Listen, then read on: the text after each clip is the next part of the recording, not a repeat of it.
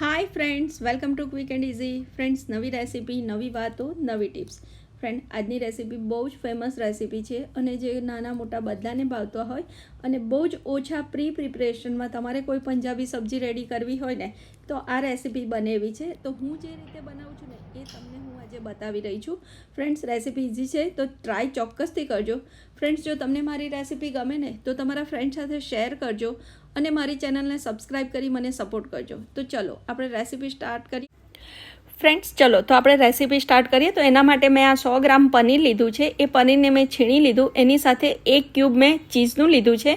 આ 6-7 કળી લસણ, 1 લીલું મરચું, આદું, લવિંગ અને મરી છે. આ 1 ડુંગળી અને 1 ટામેટુંને મેં સમારી લીધું છે. પહેલાં આપણે આદું, મરચાં અને લસણને પીસીને પેસ્ટ કરી લઈશું અને ત્યાર પછી આપણે આ જે 1 ડુંગળી લીધી છે એ ડુંગળીને કોર્સલી ગ્રાઇન્ડ કરવાની છે. તમારે એકદમ પેસ્ટ નથી કરવાની. અને આ બેસ્ટ વે છે છીણવું કે ઝીણી સમારવી એના કરતાં કોર્સલી ગ્રાઇન્ડ કરશો તો એકદમ ફટાફટ સરસ. જો કેટલી સરસ થઈ છે. તમારે ના છીણવાની જરૂર પડે ના ઝીણી સમારવાની. એ કાઢી હવે સેમ જારમાં આ ટામેટાં અને 1 ચમચી જેટલું આ કાશ્મીરી લાલ મરચું છે એનાથી એકદમ સરસ. જો કેટલી સરસ લાલ પેસ્ટ રેડી થઈ ગઈ છે. એને પણ કાઢીને હવે આપણે સાઈડ ઉપર મૂકી રાખીએ. બસ એ થઈ ગયું. હવે આપણી બધું પ્રિપરેશન રેડી થઈ ગયું કે જુઓ આપણું પનીર પણ છીણાઈ ગયું છે. આ કેપ્સિકમ મેં એક સમારીને નાનું રેડી કરી દીધું છે. આ ખડા મસાલા છે. એની સાથે આ ડુંગળી ટામેટાની પેસ્ટ અને આદુ મરચાં લસણની પેસ્ટ પણ આપણી રેડી થઈ ગઈ છે. તો હવે આપણે એક પેનમાં ઘી મૂકીશું અને તેલ 2 ચમચી તેલ અને 1 ચમચી ઘી. હવે એમાં જીરું તતડે એટલે એમાં ખડા મસાલા ઉમેરવાના છે. ખડા મસાલા પછી આપણે આદુ મરચાં લસણની પેસ્ટ ઉમેરી અને એને 1/2 થી 1 મિનિટ સાંતળવાની છે એટલે એની કચાશ દૂર થઈ જાય. એ દૂર થઈ જાય ને પછી એમાં આપણે આ ડુંગળી જે કોર્સલી ગ્રાઇન્ડ કરી હતી ને એ ઉમેરવાની છે અને એ ઉમેરી અને એને બરાબર હલાવી લેવાનું છે. બસ એ હલાવી અને એમાં તમારે થોડું સ્વાદ પ્રમાણે મીઠું પણ ઉમેરી દેવાનું છે. મીઠું ઉમેરશો ને એટલે તમારી ડુંગળી ફટાફટ ચડી પણ જશે અને એનો એક ટેસ્ટ જુઓ કેટલી સરસ છે. સહેજ પણ પેસ્ટ નથી થઈ, એકદમ સરસ છે.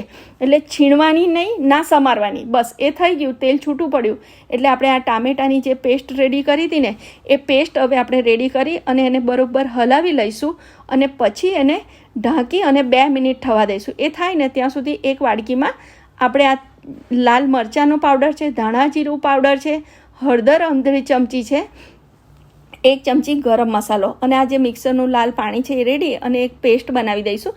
તમારે પેસ્ટ ના બનાવી હોય તો તમે ડાયરેક્ટ પણ નાખો, પણ પેસ્ટથી સારું લાગે છે અને સરસ જલ્દી શેકાઈ જાય છે. તો પેસ્ટ નાખી અને તમારે બરાબર હલાવી લેવાનું છે. હવે આ મસાલો બળે નહીં ને એના માટે આપણે થોડુંક પાણી રેડી દઈશું એટલે મસાલો ધીરા તાપે અંદર શેકાયા કરે. હવે શેકાય ને અને જેમ જેમ શેકાતો જશે એમ તેલ છૂટું પડતું જશે. તો હવે તમારે એને ઢાંકી દેવાનો છે અને 5-1 મિનિટ થવા દેવાનો છે. હવે આપણે આ ગ્રેવીમાં કાં તો ક્રીમ નાખવું પડે કાં તો મલાઈ નાખવી પડે અથવા તો મિલ્ક પાવડરની આવી પેસ્ટ કરીને. તો મિલ્ક પાવડરની પેસ્ટ સૌથી બેસ્ટ છે એટલે મેં મિલ્ક પાવડરની પેસ્ટ બનાવી છે. 1 ટેબલ સ્પૂન મિલ્ક પાવડરમાં પાણી રેડીને હવે આપણી ગ્રેવીમાં જો તેલ છૂટું પડ્યું હવે એમાં મિલ્ક પાવડરવાળી પેસ્ટ રેડી નાખી દઈશું. તમે આખો મિલ્ક પાવડર નાખો ને તો ઘણીવાર ગઠ્ઠા થઈ જાય છે. જો કલર ગ્રેવીનો કેટલો સરસ થઈ ગયો.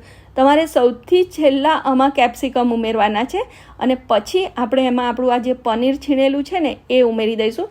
ફ્રેન્ડ્સ, તમને પનીર થોડું પીળું લાગશે પણ એ ગાયના દૂધમાંથી બનાવેલું છે ને એટલે તમારે એને હલાવી લેવાનું. જો શાકનો કલર કેટલો સરસ લાગે છે.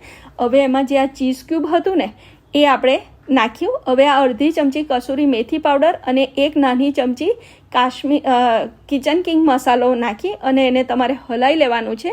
અને એની અંદર હવે આપણે ધાણા ઉમેરી દઈશું. ધાણા ઉમેરી અને પછી હલાવીને હવે આપણે આ સબ્જીને ડુંગાર આપવાના છે.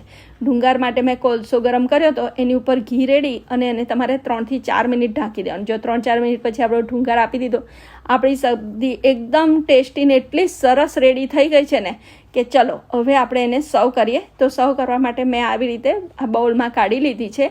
હવે એની ઉપર હું થોડોક ધાણા અને આ ચીઝ ક્યુબ ભભરાઈ અને એના ઉપર ઓનિયન રિંગ્સ મૂકી અને એને હું સર્વ કરીશ. પણ ફ્રેન્ડ, સબ્જી તો એકલી ખવાશે નહીં એટલે એની સાથે મેં પૂરી એટલે કે ઓઇલ ફ્રી થોડું ઓછું કરવા માટે મેં ફુલકા રોટલી આજે બનાવી છે. નાન નથી બનાવ્યા. તો આ ફુલકા રોટલી સાથે પણ આ સબ્જી સરસ જ લાગે છે એટલે મેં ફુલકા રોટલી છે અને ટ્રીટ છે આજે એટલે પનીર ભુરજી, ફુલકા રોટલી અને શ્રીખંડ. તો ચલો હવે આપણે એને સર્વ કરી દઈએ. પનીર ભુરજી મૂકી, આ રોટલી પણ મૂકી, શ્રીખંડ પણ મૂક્યો અને એની સાથે આ અન્યાસ. ફ્રેન્ડ્સ, એકદમ સાદી રેસીપી છે પણ ખાવામાં ઘણી સરસ છે. તો તમે ચોક્કસથી ટ્રાય કરજો. તમારા ફ્રેન્ડ સાથે શેર કરજો. મારી ચેનલને સબસ્ક્રાઈબ કરજો. Thank you.